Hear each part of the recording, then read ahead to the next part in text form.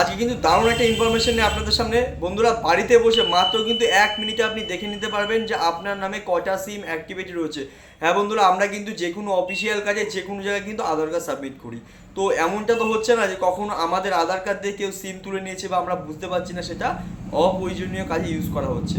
তো মাত্র 1 মিনিটে কিন্তু বাড়িতে বসে আপনি কিন্তু চেক করে নিতে পারবেন যে আপনার নামে কটা সিম অ্যাক্টিভেট রয়েছে। হ্যাঁ বন্ধুরা, আর আপনি কিন্তু চাইলেও সেখান থেকে আপনার যদি মনে হয় যে এই সিমটা আমার নামে শো করছে বা এই সিমটা আমার না, তাহলে কিন্তু আপনি চাইলে রিপোর্ট করতে পারবেন সেই সিমটা কিন্তু বন্ধ হওয়ার জন্য। তো পুরো ভিডিও দেখুন, আশা করি তাহলে অবশ্যই বুঝতে পারবেন।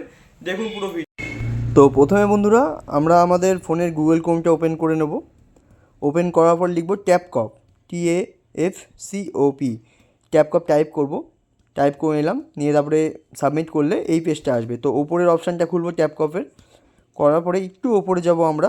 ওপরে গিয়ে দেখব যে একটা অপশান আছে যেখানে মোবাইল নাম্বার চাইছে। তো আমরা আমাদের নিজেদের মোবাইল নাম্বার দিয়ে দেবো যেটা এখন ইউজ করছে এই মুহূর্তে। তো দেওয়ার পরে নিচে ক্যাপচার আছে, ক্যাপচারটা দিয়ে নিলাম।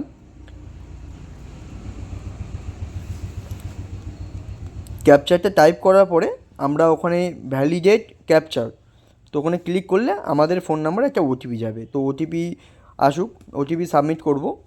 ওটিপিটা সাবমিট করলাম কপি করে নিয়ে।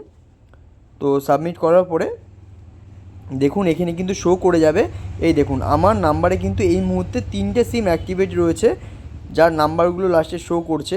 তো আপনি কিন্তু চাইলে এখানে not my number, not required, আপনার যদি মনে হয় যে এখানে আপনার কোনো সিম শো করছে যেটা বা নাম্বার শো করছে যেটা আপনার নামে না, তাহলে কিন্তু আপনি বাঁদিকের বক্সে টিক মেরে আপনি কিন্তু রিপোর্ট করতে পারবেন। রিপোর্ট করলে কিন্তু কোম্পানি সেটা নিয়ে ভেরিফিকেশান করবে, আর ওদের যদি মনে হয় তাহলে কিন্তু নাম্বারটা বন্ধ করে দেবে। যদি ভালো লাগে তাহলে অবশ্যই লাইক করবে।